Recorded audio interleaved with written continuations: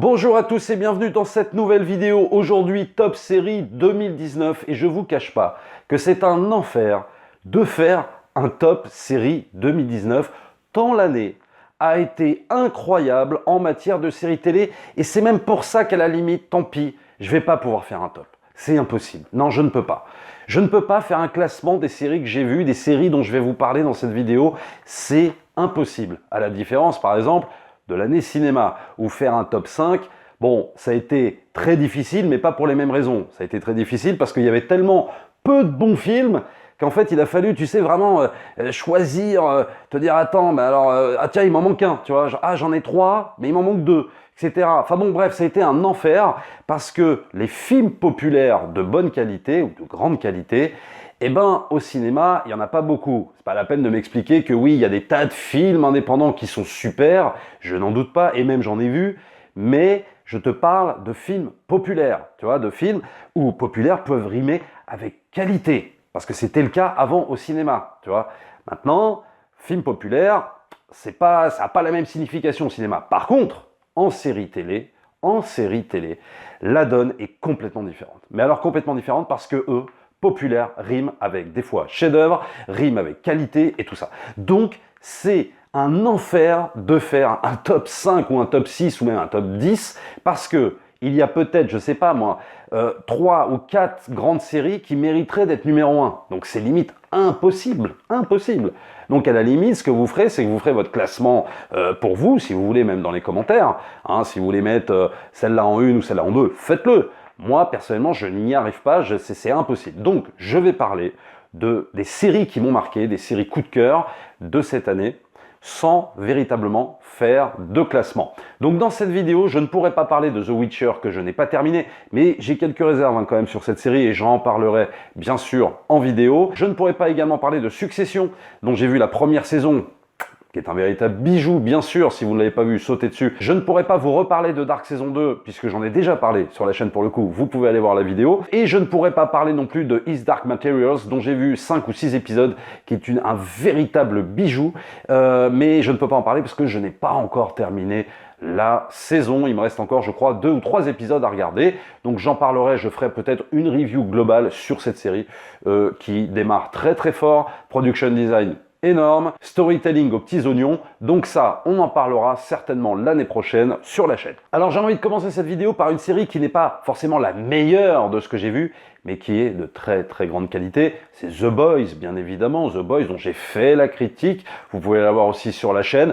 Voilà, bon, bah, je ne vais pas revenir sur les qualités de cette série, beaucoup de gens l'ont découverte, beaucoup de gens l'ont vue, il y a eu un phénomène incroyable autour de cette série, il faut dire que c'est une série qui attire énormément parce qu'elle surfe évidemment sur le phénomène des super-héros, sur le phénomène du DCU, du MCU de Marvel, et contrairement à ce que beaucoup me disent, mais non, c'est pas une série qui critique Marvel, c'est une série qui critique DC. Oui, c'est vrai, c'est adapté effectivement d'un comics qui à l'époque critiquait DC et non pas Marvel, mais ce que je disais, c'est que les époques ont changé, et maintenant, qui est maître, qui règne en maître absolu sur l'ère des super-héros, on va dire que c'est quand même plus Marvel. Et je maintiens que cette série, bien évidemment, se fout grandement de la gueule de Marvel, mais dénonce en tout cas la politique économique complètement dévastatrice d'une entreprise comme Marvel. Il suffit de regarder quand même bien la série, c'est quand même pas très compliqué à comprendre. Donc, c'est vrai que The Boys va parler de ça, va parler des super-héros, finalement, va faire une mise en abîme un petit peu sur l'univers des super-héros. C'est passionnant, c'est super bien joué, bien écrit, oui, pas tout le temps, c'est-à-dire que, par exemple, je trouve qu'il y a quand même un espèce de ventre mou, je crois, sur l'épisode 2 et sur l'épisode 3 de The Boys, mais après, ça prend son envol et ça ne redescend jamais. Donc, c'est vrai que The Boys, franchement, ça fait partie quand même des grosses séries de cette année, des plus belles découvertes de cette année 2019 en termes de séries, et évidemment on attend la saison 2 pour l'année prochaine. Alors ensuite, comment ne pas parler de Watchmen dans un top série 2019? Pareil, je n'arrive pas à la classer parce que j'aurais pu la mettre en numéro 1, mais il y en a d'autres, vous verrez un petit peu après, qui seront aussi en numéro 1, donc c'est trop compliqué. Watchmen, voilà, j'ai fait, je sais pas, 8 vidéos dessus quand même, peut-être même 9 vidéos dessus. Je suis très content d'ailleurs que vous ayez suivi ces vidéos avec attention. Vraiment, ça me fait chaud au cœur parce que c'est pas une série évidente, c'est une série compliquée à aborder. Il faut connaître, c'est vrai, un peu le comics, mais c'est une série qui a pour moi un peu transcendé le comics, qui ne l'a pas forcément trahi, mais qui est allé un peu plus loin, qui a exploré en fait le comics et qui a développé pas mal d'idées, en fait, pas mal d'idées d'Alan Moore et qui les a développées au sein de sa propre série. Alors avec Watchmen, on va pas revenir sur la production design dantesque, sur les acteurs qui défoncent, sur les effets spéciaux superbes, les dialogues, la qualité d'écriture encore au rendez-vous. Watchmen, c'est vraiment, oui, un des bijoux de cette année, et je dis bien un des bijoux de cette année. C'est une série qui va oser prendre un matériel de base réputé quasi intouchable, hein. C'est vrai, Watchmen, c'est très compliqué à adapter, et en faire quelque chose de très personnel, façon Damon Lindelof, c'est-à-dire qu'il se réapproprie l'œuvre d'Alan Moore, et en faisant autre chose, sans faire de redite. Donc, est-ce qu'on attend une saison 2 ou pas? J'en sais rien. Moi, je ne suis pas forcément pour une saison 2, et je l'avais dit à la fin de ma dernière vidéo sur Watchmen, mais s'il y a de l'idée, s'il y a la même qualité d'écriture, la même production design, la même réalisation, ouais, pourquoi pas Watchmen saison 2. En tout cas, évidemment que Watchmen mérite clairement de figurer dans un top série 2019. Alors ensuite, on enchaîne sur une des grosses claques de l'année, bien évidemment, Tchernobyl.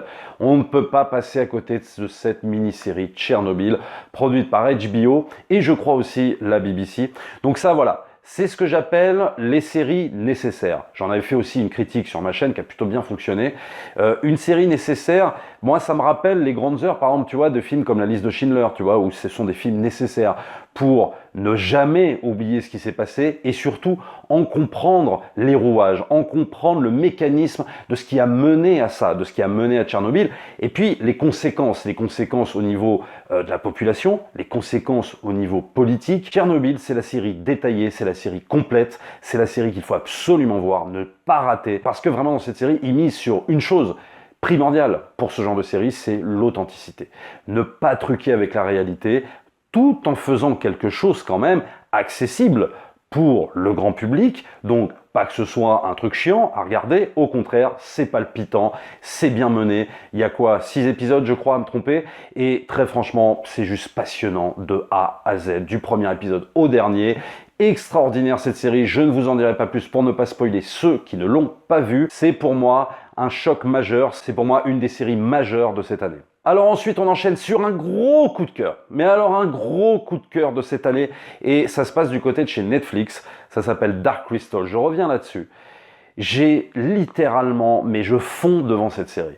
Et pourquoi je fonds devant cette série? Parce que ça m'a rappelé les grandes heures de l'Heroic Fantasy. Pourtant, marionnette. Pourtant, c'est Louis Leterrier derrière la réal. Et je peux vous dire qu'il a fait un taf magistral, monstrueux, dantesque. J'aurais jamais cru qu'un réalisateur comme ça pourrait adapter aussi bien Dark Crystal, qui est l'adaptation d'un film à la base, mais je trouve là pour le coup qu'il transcende encore le film, qui va même plus loin. Et la double performance par rapport à Dark Crystal, c'est que non seulement il va plus loin, mais sans trahir l'esprit même de Dark Crystal, qui avait été mis en scène par Gary Kurtz et Frank Oz, qui eux-mêmes étaient un peu de cet héritage George Lucas.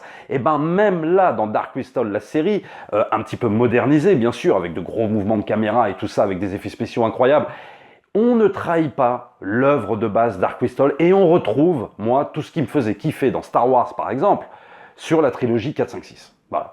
Ça c'est clair et net, j'ai retrouvé mais toute cette magie qu'on a un petit peu perdue au fur et à mesure des années, et avec cette série Dark Crystal, on la retrouve mais totalement.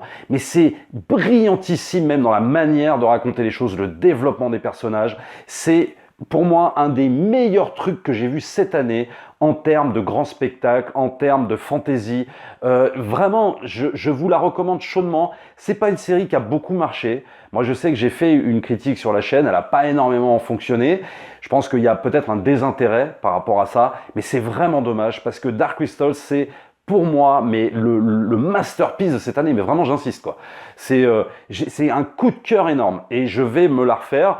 Je vous conseille également le documentaire sur Netflix, dispo, où vous avez toute l'équipe qui parle justement de la création de Dark Crystal. Vous avez la fille de Jim Henson, qui est le créateur du Muppet Show et également du film Dark Crystal. Mais d'ailleurs, je me suis trompé, le film n'est pas de Gary Kurtz, mais de Jim Henson et Frank Oz. Gary Kurtz est le producteur, et Gary Kurtz, pour ceux qui ne savent pas, c'est le producteur de l'épisode 4 et de l'épisode 5 de Star Wars. J'espère une saison 2, vraiment, j'ai envie d'une saison 2. Alors là, pour le coup, je suis catégorique là-dessus, et ça se termine de façon totalement ouverte, à ce qu'il y ait de toute façon une saison 2. Donc j'espère que Netflix ne va pas se laisser avoir par peut-être le manque d'audience par rapport à cette série et va quand même mettre en chantier la saison 2 de Dark Crystal. J'y tiens vraiment. Il y a une telle qualité, un tel respect de l'univers, c'est beau, c'est poétique, c'est magique. Bon voilà, en gros, j'espère que je vous ai donné envie de le voir. Alors ensuite, on enchaîne encore sur un gros coup de cœur. Non mais je vous ai dit, c'est pas possible. Enfin, il y a trop de gros coups de cœur cette année. C'est impossible de mettre Dark Crystal avant Watchmen, Watchmen avant Dark Crystal ou Tchernobyl ou j'en sais rien. Moi, je n'y arrive pas parce qu'elles ont toutes des qualités. Pour des raisons différentes, bien sûr. Mais pour des raisons différentes, je les mets toutes sur le podium, moi. Je les mets toutes en numéro 1. C'est impossible, je n'arrive pas à les départager. Parce qu'elles ont tout un truc qui me fait dire « Ah là, ça, je le mets en numéro 1. Ah, pilote aussi. Ah, puis machin, etc. » Donc, c'est très compliqué. Et il y en a encore une dont je n'ai pas parlé sur la chaîne, pour le coup. La grosse claque, attention, Years and Years. Alors, si vous n'avez pas vu cette série, vous pouvez y aller, mais alors tranquille.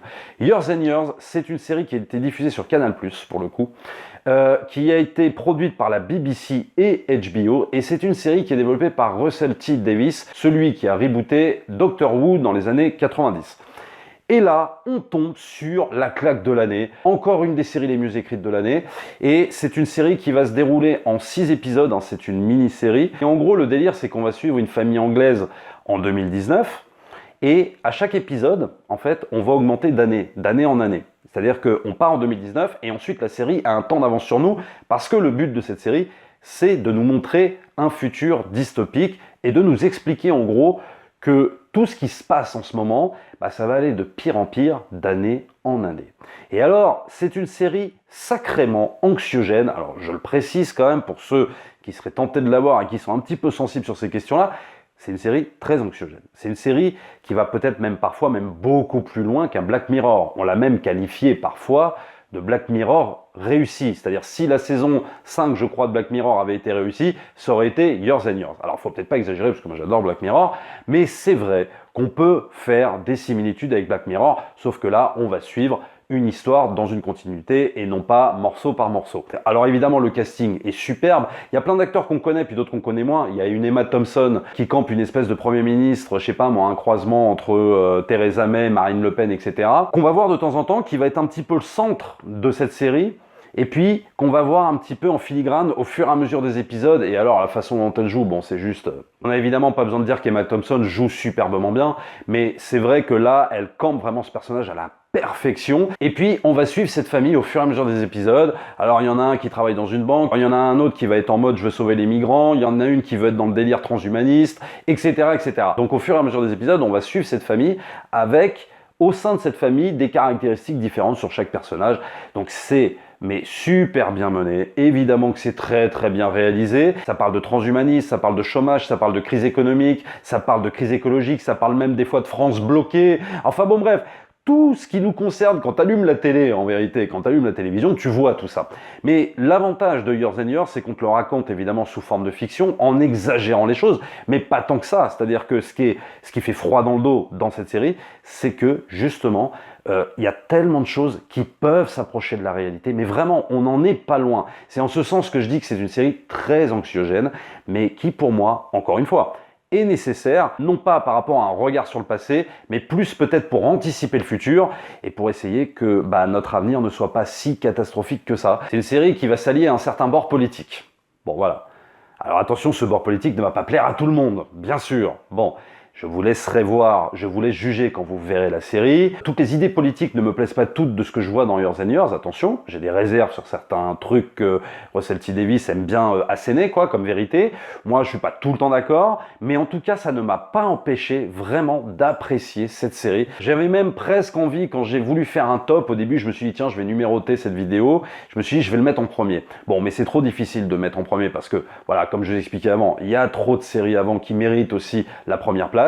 Mais très honnêtement, ça fait partie de mes gros coups de cœur de l'année. Si vous n'avez pas vu cette série, et même si vous n'avez pas Canal, démerdez-vous, je sais pas, téléchargez-la, je sais pas, débrouillez-vous, mais regardez cette série, c'est 6 épisodes, ça va vous prendre aux tripes du premier jusqu'au dernier, vous n'allez pas pouvoir lâcher à partir du moment où tu lances le premier, paf, ça y est, tu vas jusqu'au bout, extraordinaire, Years and Years, une des meilleures séries de l'année.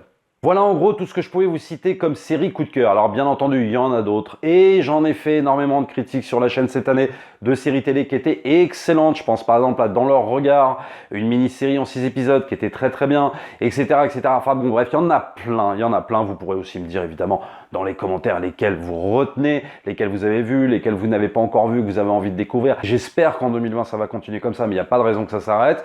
Je reviens juste un petit peu, allez, sur Game of Thrones, parce que quand même on a eu cette saison 8 de Game of Thrones qui a fait une polémique pas possible. Alors je ne reviens pas dans cette polémique parce que j'ai fait beaucoup de vidéos sur le sujet. Moi je vais retenir quand même quelque chose de Game of Thrones, c'est qu'en termes de réalisation, en termes de production design, ils ont mis la barre ici.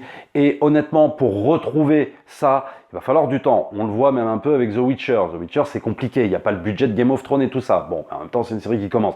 Mais on voit bien quand même la différence.